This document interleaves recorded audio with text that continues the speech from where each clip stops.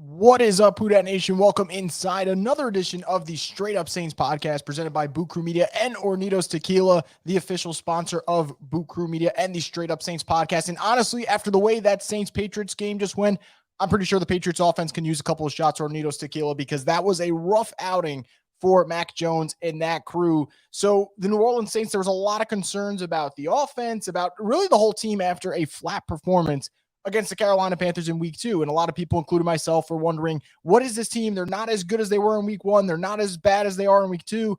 And then they come out and they kind of put together just a defensive, I would say, masterclass against the New England Patriots. They win by a score of 28-13. And frankly, it really didn't even feel that close until the final 10 minutes of the fourth quarter when the Saints offense kind of got flat and Mac Jones had that nice touchdown pass to Kendrick Bourne. But other than that, I thought that the Saints, in my opinion, played probably, I would say, their best defensive performance. I know a lot of people want to go to that Packers game, but I felt as if the Packers just quit in the middle of the third quarter. The Patriots didn't quit. They just could not get anything going. They could not sustain any success on offense, and I thought that was a big key as to why the Patriots were just stifled. And before I get into concerns about the offense, my thoughts on Jameis Winston, and a lot of other factors that I know Saints fans were complaining about during the game, I want to kind of just stick to a positive note. And I want to just talk about this defense for a second because I think this defense is really, truly one of the better units in the National Football League. I tweeted it before and I'm going to tweet it again. I think this is a top 5 defense in the NFL. I truly feel that way. I do not think that this is a fluke. I think this is going to be a defense first team. And I think the depth is there. And you got to remember, they're doing this without Quan Alexander. They're doing this without Marcus Davenport. And you see when you have Tano Passanio in, when you have Peyton Turner, when you have Pete Werner, when you have Gardner Johnson, when you have Lattimore, you have all these guys in there now. And it's just, in my opinion, almost an embarrassment of riches on defense. That's how loaded they are. And it's at every level. And the one concern that a lot of us had was, oh, well, who's going to be the guy next to Demario Davis? And week 2, it looked shaky without Quan Alexander, and Zach Bond got picked on, and that was obviously something that Saints fans were a little upset about. You come out today, and I don't care if it was Caden Ellis, I don't care if it was Pete Werner, both them balled out. I thought they were fantastic next to Demario Davis, who, by the way, in my opinion, I think there's a lot of guys who are up for the game ball for today. I think Demario Davis has to be up there at the top. He was outstanding. So now you add a Caden Ellis, you add a Pete Werner to that element, and all of a sudden the second level of your defense is good. And how about the back end?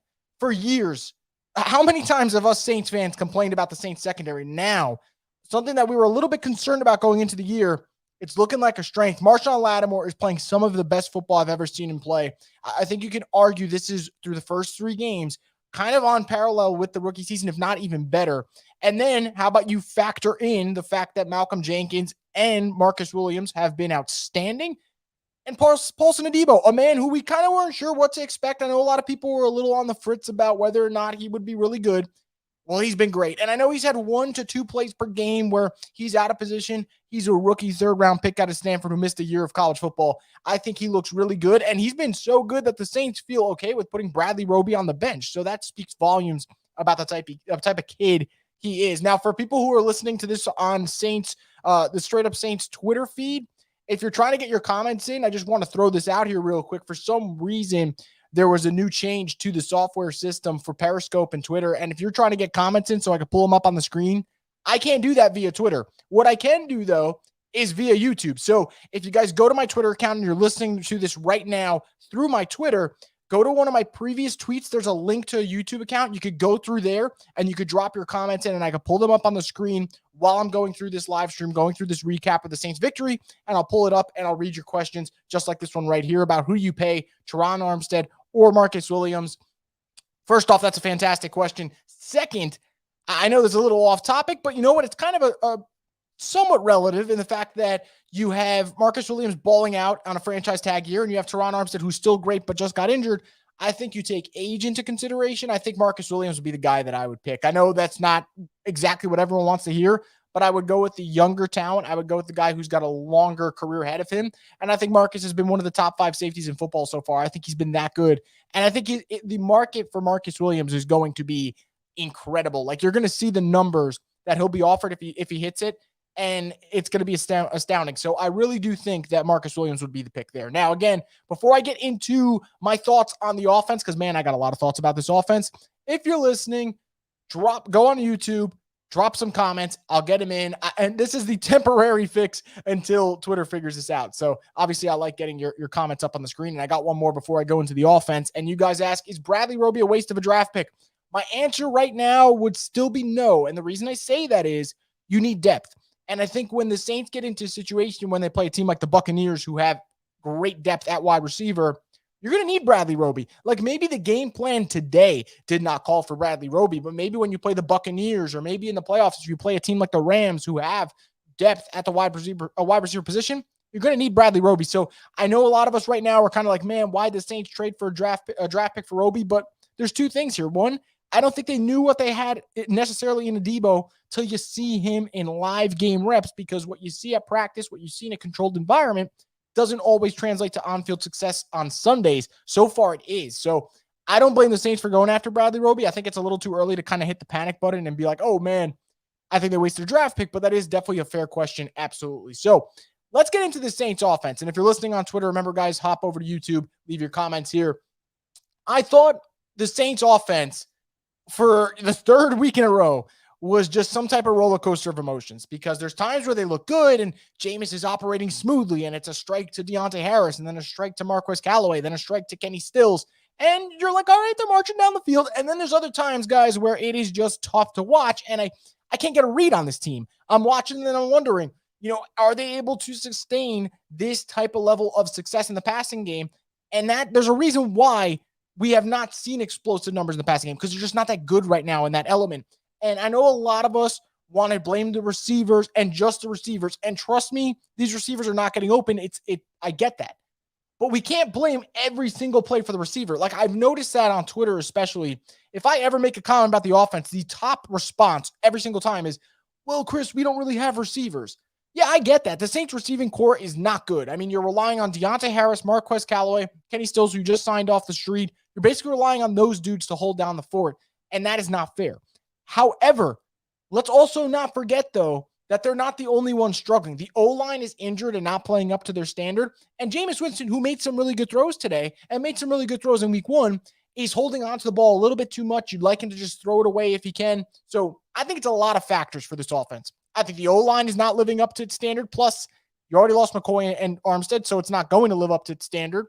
You have a running game who it's not really going to get going, because the running game is the primary focus for opposing defenses. Their goal going into every Sunday is taking out Alvin Kamara.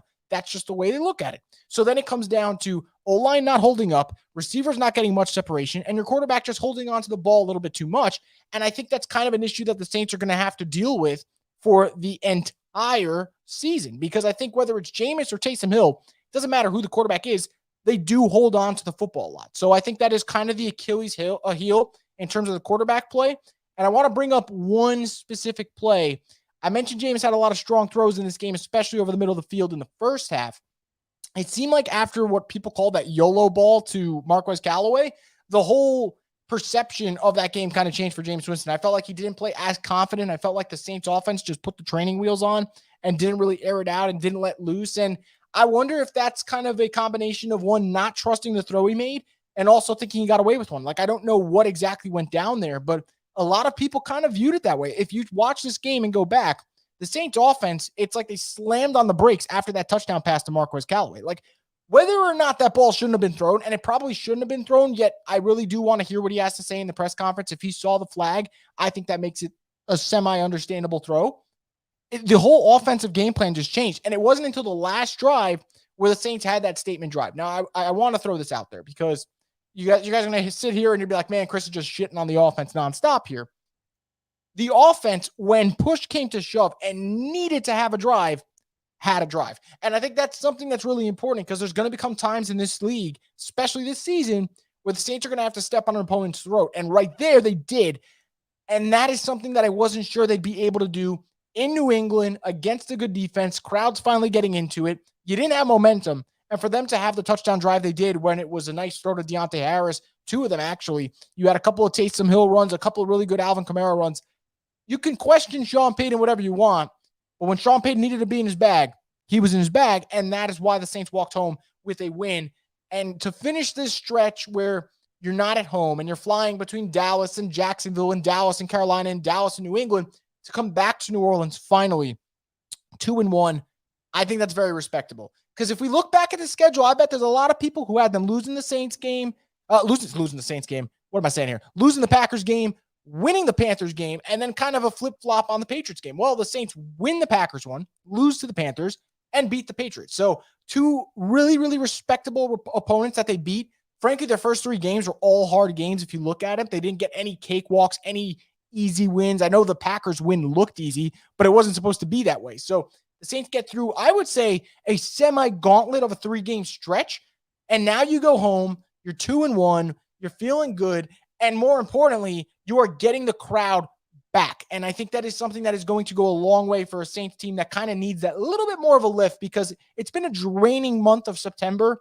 Going into October, getting that lift from the crowd, getting the lift from the dome, I think that's going to help them tremendously. But it's not about next week yet, although I can't wait to preview that game.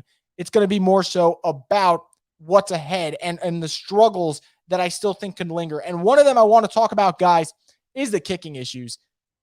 I know it didn't matter today because the New Orleans Saints won the football game, but Aldrick Rosas was not good at all. At all. And I'm not going to try and just completely rip Aldrick Rosas because he is not really the Saints starting kicker. He's the Saints, I would say, interim kicker until Will Lutz gets back. But he was so bad that if you're the Saints, when do you feel comfortable using Aldrick Rosas on extra point attempts? I don't really know, because it's not like I could say he just missed a 52-yarder. You miss a 52-yarder, all right, not ideal, but maybe you shake it off. To come back and miss a 36-yarder, and I thought the 36-yarder was more off than the 52-yarder, that is indefensible and that is inexcusable. And I think that is something that if you're the New Orleans Saints, you worry about. Because I said coming into this game, I was like, man, I could see field goals playing a big deal. Thankfully, I was wrong, and thankfully it didn't go out that way. And remember, I had the Saints winning 19-16. Obviously, the score was a little bit better for the Saints today than I predicted. That could cost you, though. Aldrick Rosas not being able to make his makeable field goal attempts, that can cost you when you're playing a really good football team. So that is something that I'm really concerned about moving forward. I am obviously concerned about Teron Armstead's injury. It's an elbow injury. It was friendly fire. Basically, Tony Jones Jr. headbutt his elbow. That's kind of like what it looked like with the full-on helmet. I wonder if it was a hyperextension. I kind of think that's what it would be. Now, again, I'm not a doctor, so do not take my opinion at all in this regard. I'm just trying to predict as to what it might have been. I don't know what the timeline would be like that. I'm hoping that he was ruled out because the Saints felt like they didn't need to put him in that game, which is definitely possible because they were up a good margin at the time. But again, that is something to monitor throughout the week. That is someone's name who we're going to look for on the practice report on Wednesday. My guess would be he doesn't practice Wednesday, and then hopefully he turns into a limited participant as the week goes on. But that is something to monitor because you have Eric McCoy out. Don't really want to lose Armstead as well, because those are two key cogs on an offensive line that is supposed to be dominant, and right now they haven't been able to because of health. Now, let's talk about the linebackers real quick. I talked about them a little before, guys, and I kind of want to mention again. After week 2, I think a lot of us were comfortable with the secondary. I think a lot of us were even comfortable with the D-line because a lot of us just bought into the fact that when they get to know Passanio back and they get this depth back, and even when Marcus Davenport comes back, they're going to have a nasty rotation, which has looked really good. And they're going to get David Onyemata back. They have 3 more games to go, and then David Onyemata, who's arguably their best defensive lineman, returns. So this D-line is going to get better. We are in a state of unknown when it comes to who's the guy next to Demario Davis because Quan Alexander got injured. And on top of it, Quan Alexander, unfortunately, as good as he is, does get injured a lot. So we all thought, who is going to be that guy? Is it Zach Bond? Is it Pete Werner? Is it Caden Ellis? Who the hell is this guy? And last week, I thought that Zach Bond would get the chance and kind of show that he belongs at that position. And it was just one game, but he was god-awful. And then you come into today, and Caden Ellis and Pete Werner just play really sound football. I thought Caden Ellis looked a little bit more explosive, but I think Pete Werner did a great job of keeping everything in front of him, and that's really impressive as a rookie. If the Saints just get decent production out of the guy next to Demario Davis, I think this is how the defense continues to stay at this top 5 level. When the back end's doing its job and the front, your defensive front is just kind of just getting after the quarterback all day. I know they didn't sack Mac Jones as much as we wanted them to, but man, Mac Jones was under duress the entire afternoon. If Demario's running mate is serviceable, that's where the Saints are set. The Saints are absolutely set in that regard. So I really want to check that out. I want to see if that continues against the Giants, against Washington, the next 2 opponents before the bye. I want to see if that continues, because if the Saints get good linebacker play, man, I think they're going to be good in a really good spot. Now, that's not the only position I want to talk about. I certainly certainly want to talk about quarterback, because this is something that needs to be every little throw, every little play, every little series is under a microscope for the Saints this year, because you're trying to find the guy to replace the guy in Drew Brees. And it's not going to happen overnight. And it's not going to happen over a month. It might not even happen after this season. We don't even know yet. We're only 3 games in, 14 more to go, still a small sample size. But what I think Saints fans need to understand is that if someone's super critical or super, I would say super complimentary of a certain play, just realize that everything has to get taken in stride. Because I noticed it, whether it's me or any other Saints podcaster, analyst, reporter, whatever, who is tweeting during this game. What we tweet does not mean that we hate or love Jameis Winston. It's by a play, because this is a what have you done for me lately league, and you got to string together consistent play. So when Jameis Winston throws an incredible pass to Kenny Stills or incredible pass to a Marquez Callaway on the sidelines, I'm going to commend that. And then if he goes around and holds the ball too long and is a little loosey-goosey with it and got away with a pick, then I will bring that up. That's just the way it goes. Like, I want to just clear the air on that. And then to kind of further that point, when I say I want to see Taysom Hill in the ball game, that does not mean I want a quarterback change. That means I want the Saints to use a really good playmaker in a playmaking role. I don't know why I have to kind of, explain myself into week 3, but it kind of felt that way because with Saints fans, and I don't blame you guys because I'm the same way. I think we're like so defensive because we're so used to the coverage of the team being so hypocritical and negative and double standards that we kind of get, like I said, defensive over every little thing. I think for the Saints, especially right now, finding that balance between seeing if Jameis can play turnover-free football, but also kind of playing quick. I think that's an important thing that they have to figure out, because he's had 2 weeks where he hasn't thrown a pick, which is great. But in the 2 weeks that he hasn't thrown a pick, it just sometimes seems like the clock, in terms of the internal clock of getting the ball out quick, has not been sped up. And I hope it does, because if that does get sped up and you limit the turnovers, that's where you get the answer. I think that's where you get the best of both worlds. Because I want, at some level, the Saints to let Jameis loose a little bit. I don't think you can get through 17 games playing with an offense that is very, very limited. You got to open it up. But the decisions need to be faster. So I think it's kind of a give and take. It's going to take a while. But next week's maybe a good opportunity. You're playing against a Giants defense that isn't that great. Now, they're not that bad, but they're not that great. And then you're playing a Washington team which just gave up about 40 points to the Bills. So next 2 weeks, we'll see what happens. I am very, very interested, though, to see what happens next week in the Dome. I think when you go back to that preseason game against the Jaguars, the Saints were airing it out. They were kind of opening it up on that turf in the Dome. Can they do that again? That is something that I'm going to look forward to. But overall, guys, through 3 weeks, I would say that I'm super, super pleased with the defense. I'm not encouraged by the offense, but this is not changing my opinion, because I thought that the Saints were going to be a defensive first team this year. And I said that the Saints are a 10-7 team if all goes well. And right now, they're kind of sticking to the script of a 10-7 team. I mean, you're 2-1 through 3 games, kind of, put that pace on 5 times 6, whatever the hell that, the math might be. I'm not exactly a mathematician here, but the Saints look to be on track for at least a 10-7 season, which is good. I think that this team, I wouldn't say haven't lived up to the standards. It's 3 weeks. I think they're actually better defensively than I thought they would. And I think they're about as inconsistent on offense as I kind of expected them to. Now, I think Michael Thomas's return will help. I think Traquan Smith's return will help. But I think there are some things in this offense that just can't get fixed. Like, I think we have to, after 3 weeks, start to wonder, is the tight end game going to be non-existent? Adam Troutman has been a no-show. Juwan Johnson was excellent week 1, hasn't really done much since. So if that element's gone, all right, you're missing something from your offense. How about the wide receiver group? Like I said, sure, Traquan and Mike are absolutely going to help this group when it gets back, but you still got to wait till they get back. There's no guarantee that that's going to happen within the next 2-3 weeks. So again, be patient, but don't be super, super patient, in the sense that I can't sit here, guys, and say I'm not going to judge the offense till Michael Thomas gets back. That's not fair. Like, at the end of the day, people got to do their job. So I think the offense will be better in a couple of weeks from now. But at the same time, I have to kind of take what I've seen in front of me, what my eyes are telling me. This is not a good unit. And I know a lot of people were upset because CBS Sports put out a graphic that the Saints ranked 32nd in passing offense. Well, after 3 weeks, do you disagree with that? They don't look like a dynamic offense. But if the defense is playing well and they can play the field position battle, all right, let's do this thing. I think that's where the Saints will be fine. So we'll see what happens. Again, guys, if you're listening on Twitter, If the comment section is not working for you because Periscope changed their algorithm for some weird reason, go to the YouTube link that I have on Twitter. It's literally the tweet below where you're watching. You can click in there and then you can release comments and I can put them up on the screen and we could talk anything about this game, about next game, whatever the hell you guys want. I'll put it up on the screen and we could chat about it. In the meantime, though, while I wait for you guys to do that, I'm going to just bring up one more thing I want to say about this Saints team. And it's about them going home. Again, we are, 7 days away from the Saints-Giants game? I can't predict what's going to happen for that game from now because I have to see the injury reports. I know the Giants got beat up physically today in terms of Slayton getting hurt and Shepard getting hurt and Blake Martinez getting hurt. So that obviously will play a factor, no doubt, in that game. But in just terms of raw emotion, how this team's going to feel, I would be stunned if they come out flat. I don't know if they're going to win. I'm not saying they're going to win.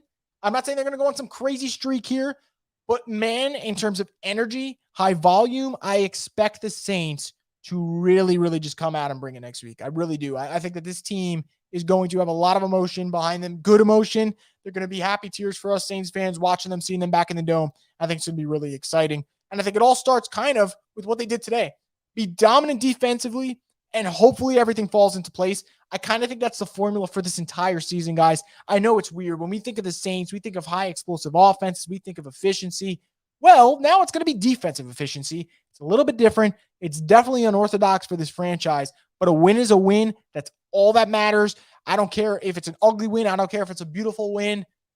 I just don't care. As long as it's a W and the Saints kind of stay on track to be a playoff caliber team, which they've done through 3 weeks, and I know it's super early. That's all that matters, guys. You know us, Saints fans. We're going to have a good time as long as they win that game. So we'll see what happens in the future, but I am super encouraged with the defense. I'm super encouraged with the punting/punt returning side of things, and I'm a little bit encouraged by the fact that the Saints kind of have that killer instinct to them. I think that actually means a lot. I think for the Saints, through their 2 wins, there were times where it's all right, enough's enough. Let's just put it down. Let's put the hammer down. And they did it there. Now, I'm not talking about the Carolina game. That thing was just atrocious. But the 2 wins, guys, when the push came to shove, the Saints said, we got this. And I think that is something that is a good quality to have if you're going to be a playoff caliber team. But that's going to do it, guys, for this edition of the Straight Up Saints podcast. I want to remind you guys that and I'm going to say it all week, this is a top 5 defensive team. I think the Saints defense is going to carry them through all of this season. And I think we're going to have a lot of fun watching this unit, which is something I never thought that I'd say maybe 5 years ago when we were watching B.W. Webb and those boys absolutely struggle to cover anyone. But here we are. It's a weird world, but man, we're all living in it. Saints win 28-13, 2-1 on the season. Hopefully 3-1 next week when they play the Giants. I'll preview that game later this week. I'll leave some links for you guys so you guys can get in the comment section, get more active like we're used to seeing. But I really appreciate you guys tuning in. Enjoy the rest of your Sunday. Enjoy your Victory Monday. I know I am. I got some donuts. I got some bowling that I'm doing tomorrow. I'm going to enjoy myself on that Monday. And I'll be back with a couple of videos previewing the Giants game, but also kind of recapping this game a little bit more. So I appreciate you guys tuning in. Enjoy the rest of your Sunday, and let's hope the Saints can keep this going.